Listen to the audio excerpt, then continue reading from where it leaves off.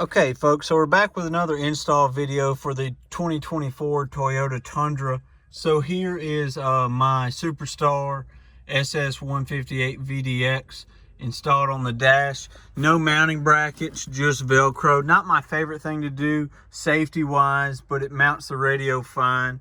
It'll work right now to see if I like this radio in the truck before I permanently install it, because this is a company truck.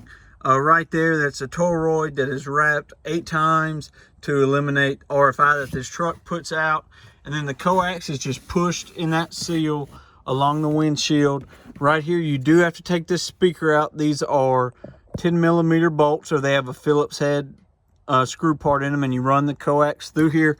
Down inside of the speaker, this cover right here just pops off. Just be careful with it, and you just drop the coax down. I have another coax connector because it didn't have a long enough run.